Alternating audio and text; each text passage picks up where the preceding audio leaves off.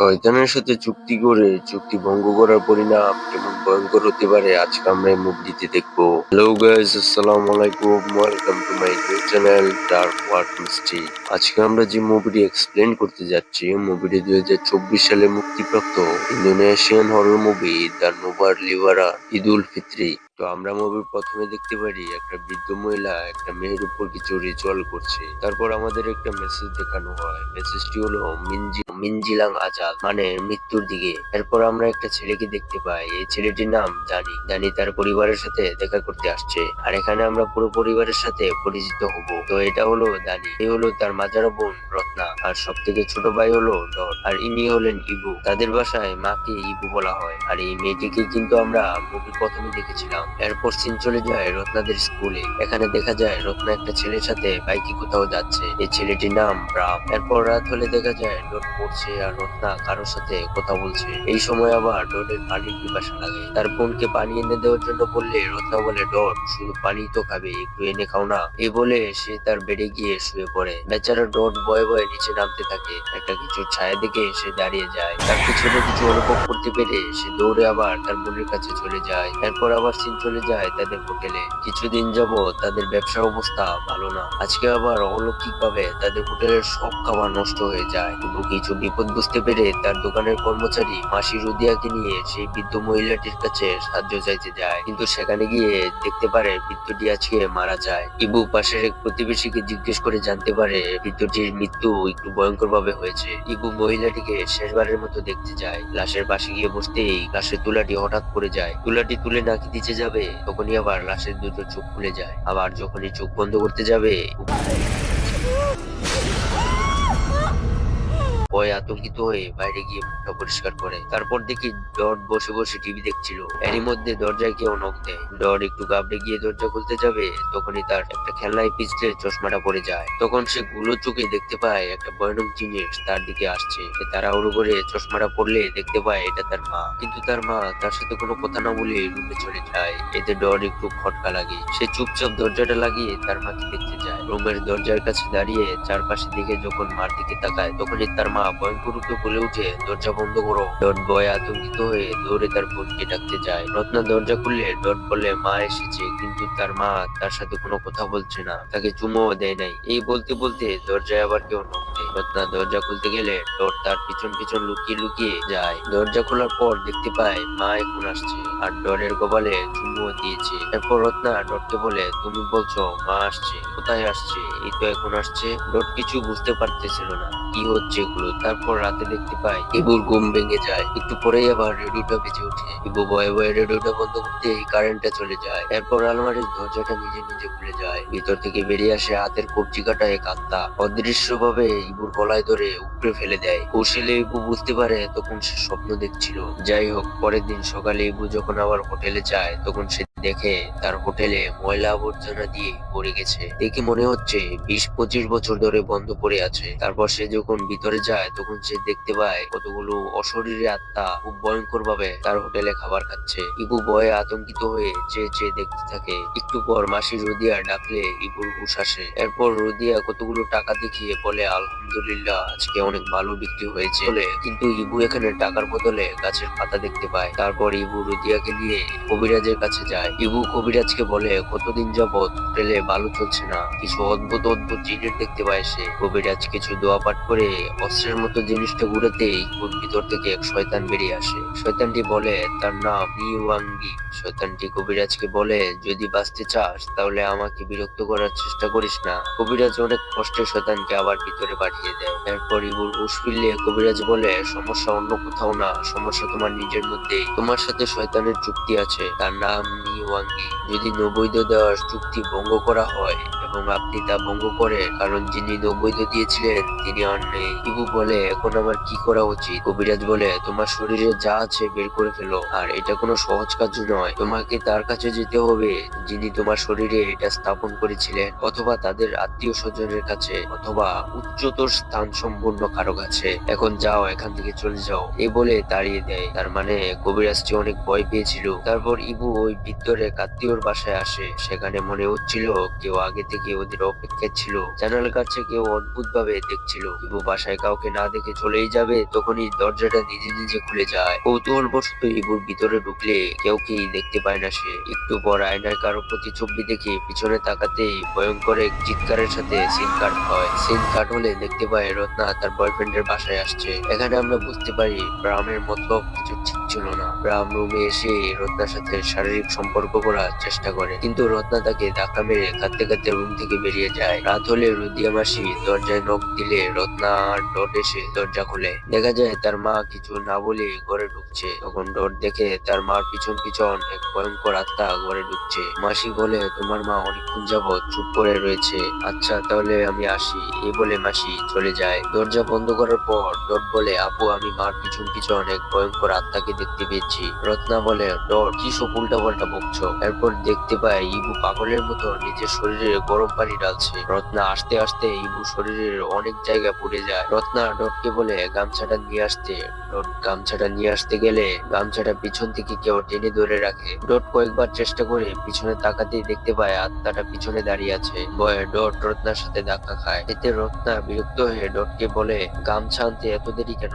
পরে রত্না নিজেই গামছাটা নিয়ে আসে। এরপর মাকে রুমে নিয়ে গিয়ে সারা শরীরে ওষুধ লাগায়। এরপর তার মাকে খাবার খেয়ে দেয়। একটু খেতে না খেতে ইবুর মুখ দিয়ে কালো তরল পদার্থ বেরিয়ে আসে। রত্না একটু ঘাবড়ে গিয়ে সেগুলোকে পরিষ্কার করে। তারপর তার বড় ভাই দানিকে কল দেয়, কিন্তু দানি তখন নামাজ পড়ছিল। একটু পর রত্না দেখে আত্মাটি ডটকে অপদস্থ করে দেয়। ডটের পুরো শরীর গরম হতে থাকে এবং খিঁচুনি হয়। তার মধ্যে কারেন্টটাও চলে যায়। রত্না ভয়ে ভয়ে কাঁদতে থাকে। তার পিছনে আবার শয়তানটা দাঁড়িয়ে ছিল। এরই মধ্যে দানি কল ব্যাক করে। রত্না একটু স্বস্তির নিঃশ্বাস ফেলে কলটা রিসিভ করে সবকিছু খুলে বলে। দানি বলে, চিন্তা করো না, আমি আসতেছি, তুমি মাসি রুদিয়াকে ডেকে নিয়ে আসো। রত্না মাসিকে ডেকে আনে। এর মধ্যেই দানি চলে আসে। বাসায় ঢুকতেই দেখে মা ডটকে গোসল করাচ্ছে আর এক অদ্ভুত হাসি দিয়ে বলছে ডটের শরীর গরম, তাকে গোসল করাতে হবে। তখন তারা দুজনকে রুমে নিয়ে আসে। এরপর সকাল হলে দানি বাজারে যায় ওষুধ আনতে। এরপর রত্নার ফোনে ব্রাহ্মের মেসেজ আসে। আমরা জানতে পারি ব্রাহ্ম তার জন্য তাদের বাসার সামনে অপেক্ষা করছে। রত্না ডটকে বলে, তুমি মার সাথে থাকো, আমি আসছি।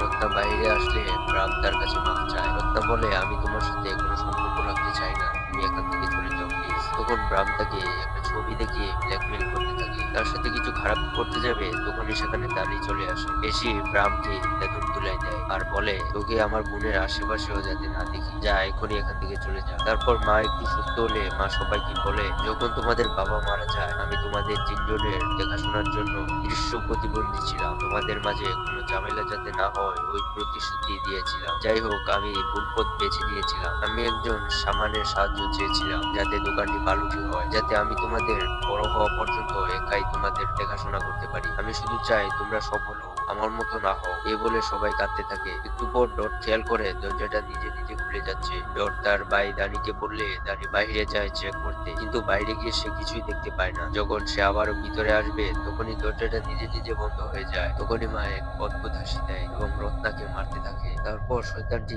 জানালার কাঁচ মাথা দিয়ে ভাঙতে থাকে। এরই মধ্যে দানি দরজা ভেঙে ভিতরে আসলে দেখতে পায় কাঁচ ভেঙে কাঁচের টুকরো দিয়ে ভয়ঙ্কর ভাবে নিজের হাত কাটতেছে। দৃশ্যটা অনেক ভয়ঙ্কর ছিল। তারপর দানি তাড়াতাড়ি করে ডট এবং রত্নাকে বাইরে বের করতে থাকে। তখনই শয়তানটি রত্নার পায়ে কাঁচের টুকরো দিয়ে আঘাত করে। দানি কোন রকম বের করে দরজাটি লক করে দেয়। এদিকে রত্না ব্যথায় অনেক চিৎকার করতে থাকে। সকাল হলে রুমে ঢুকে দেখে মা হাত মরা অবস্থায় পড়ে আছে। মাকে তুলে রক্ত পরিষ্কার করে দেয় এবং সারা শরীরে ওষুধ লাগিয়ে দেয়। এরপর দানি মসজিদের ইমাম সাহেবকে আনে কিছু দোয়া পাঠ করার জন্য। এরই মধ্যে সালাম দিয়ে এসে হাজির হয় দানির সব থেকে কাছের বন্ধু ইমাম দায়া। তারপর সবাই মিলে দোয়া পাঠ শুরু করলে শয়তানটি আবারও ভর করে ইবুর উপর। ইমাম সাহেব উঠে সূরা ফালাক পড়তে থাকলে শয়তানটি হুজুরকে তুলে দেওয়ালে একটা ধারালো পুতুলের সাথে গেঁথে দেয়। সাথে সাথে হুজুর মারা যায়। এরপর রাত হলে মাসি রাজিয়া দানিকে কল দিয়ে বলে, একজন ধর্মীয় শিক্ষক আছেন, তিনি তোমার মাকে সাহায্য করতে পারেন। ওনার নাম কিয়াই বাগিয়া। আগামীকাল আমরা একসাথে সেনা যাব।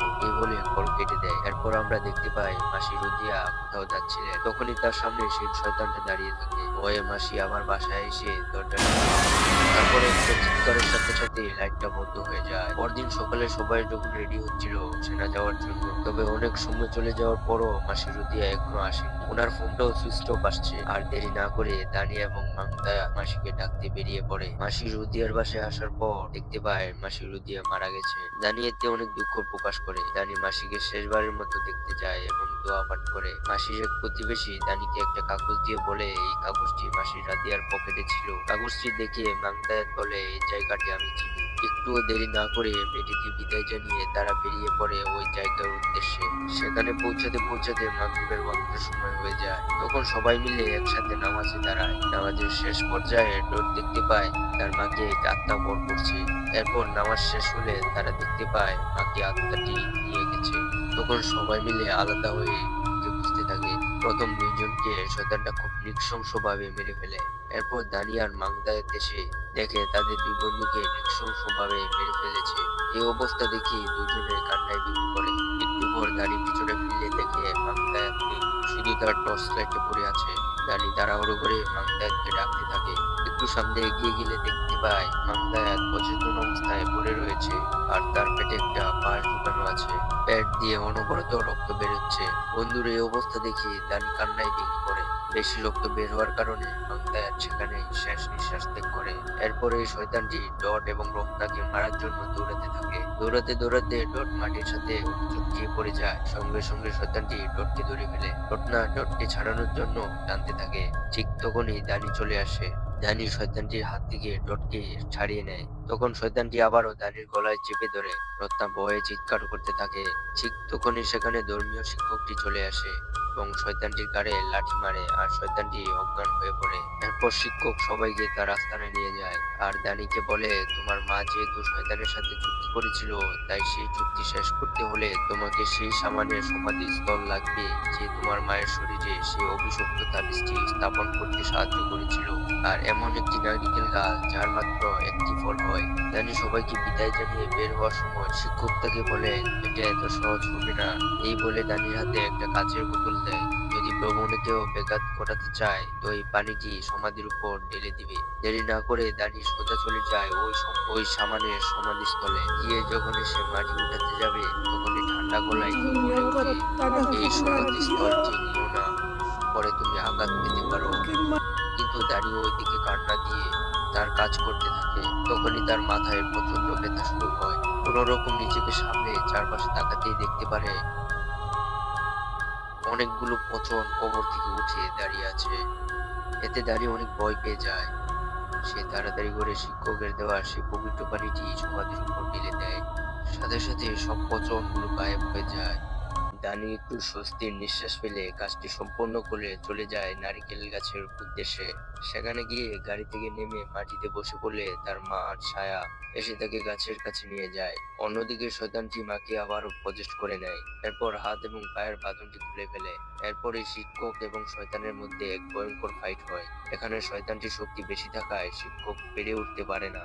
এক পর্যায়ে শয়তানটি শিক্ষককে খুব গুরুতরভাবে ঘায়েল করে ফেলে। এরপর শয়তানটি ডট এবং রত্নাকে মারার জন্য এগিয়ে যায়। তাদেরকে মারতেই যাবে তখনই ডট মা বলে চিৎকার দিয়ে উঠে। শয়তানটির সঙ্গে সঙ্গেই থেমে যায়। ডট কান্না করতে করতে মায়ের স্মৃতিগুলো মনে করাতে থাকে। ইবুর একটু একটু হুঁশ আসলে ইবু ইমোশনাল হয়ে বসে পড়ে আর ছেলের দিকে এক দৃষ্টিতে তাকিয়ে থাকে।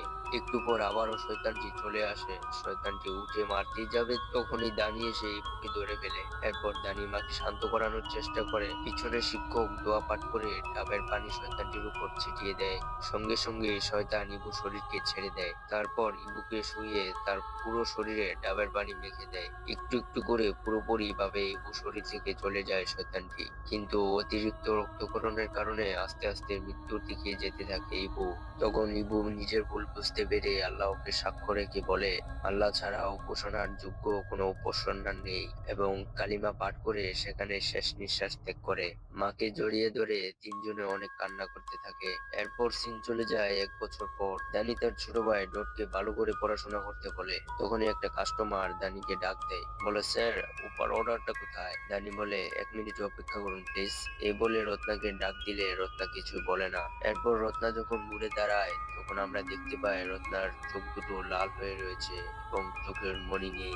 এর মানে শয়তানটির শিকার এখন রত্না। তাহলে এরই সঙ্গে মুভিটি এখানেই শেষ হয়। যদি তোমাদের মুভিটি ভালো লেগে থাকে তাহলে একটি লাইক করে দিও, আর যদি তুমি চ্যানেলটিতে নতুন হয়ে থাকো তাহলে একটা সাবস্ক্রাইব করে দিও। আর তোমাদের মনে যদি কোনো প্রশ্ন থাকে তাহলে আমাকে অবশ্যই কমেন্ট করতে পারো। তাহলে ভালো থেকো সবাই, দেখা হচ্ছে আবার অন্য একটি ভিডিওতে।